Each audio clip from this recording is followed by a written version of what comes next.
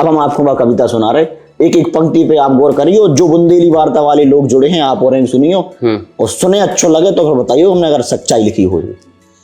Sir पर गमछा हाथ में थैला, फटा पजामा कुर्ता मैला। सर पर गमछा हाथ में थैला, फटा पजामा कुर्ता मैला। रिश्तों से परहेज नहीं, बेटी के लिए दहेज नहीं। एक खेत को गिरवी रख के दूसरे पे फसल उगा रहा हो। सर पर गमछा हाथ में थैला, फटा पजामा कुर्ता मैला। रिश्तों से परहेज नहीं, बेटी के लिए दहेज नहीं। आंखों से बहता निर्मल जल, पैरों में है टूटी चप्पल। कहते हैं लोग बड़े बदबू, तन हुआ पसीने से खुशबू। निज भरते आंसू से गागर, हलधर सपनों का सौदागर।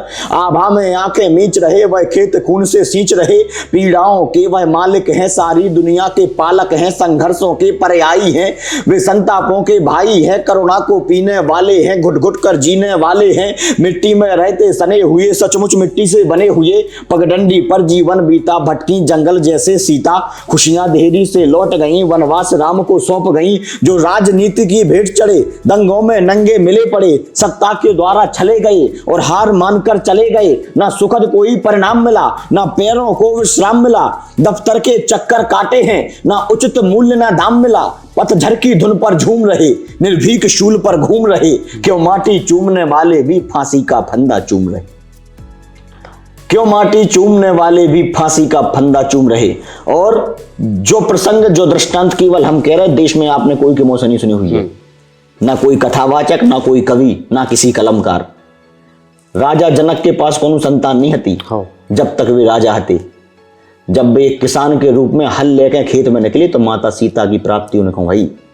तो जब राजा को पद छोड़ के किसान के पद पे आए, तब उनके थे संतान मां जानकी के रूप में भई। तो आदमी को सीख लेना चाहिए, ये सब धर्म परंपराएं, जिस पुरखे जी एक हैं, अपनी परंपरा, अपनी संस्कृति, सभ्यता को आगे बढ़ावे। तो कहीं ना कहीं किसान देश को आधार स्तंभ है। बिल्कुल। और जब तक वो अपने उस स्तर पर नहीं पहुंचे, हम एक तरफ मेक इन इंडिया की बात कर रहे, डिजिटल इंडिया की बात कर रहे, हम कह रहे कि आवास मिले सबको, रेलवे स्टेशन को निर्माण हो गए, हवाई चप्पल पहनने वाला वायुयान में यात्रा करे, सब चीजें अच्छी हैं। लेकिन जब तक वो काम धरातल पर नहीं होगा, जब तक एक किसान अपने अधिकारों की, अपनी हक की बात एक कचहरी में बैठे हुए अधिकारी से नहीं कर पाएगा, तब तक हमें नहीं लगता है कि राम राज जा गया है। इसलिए इस तरफ और सरकार का ध्यान हम आकर्षित करें। एक ही भी चिंता करत पंकज, एक ही चिंता हम बिल्कुल करेंगे और हमारा काम है और हम मरते दम तक करेंगे। खाद की अब गांव के लोगों ने शिकायत करी जब गांव गए पठा? बिल्कुल करी। हम मुखर होके हम लाइव चलाओ चौराहे पे खड़े होके, और हमने पंक्ति आगे भी जोड़ी, चूंकि याद नहीं है कि चूंकि किसानों के साथ कैसी समस्याएं, कभी अधिक वर्षा हो जाती, कभी पानी की बूंद न आती, कभी खाद की किल्लत होती, कभी कभी फसलें मर जाती। ये भी विद्रूपता है।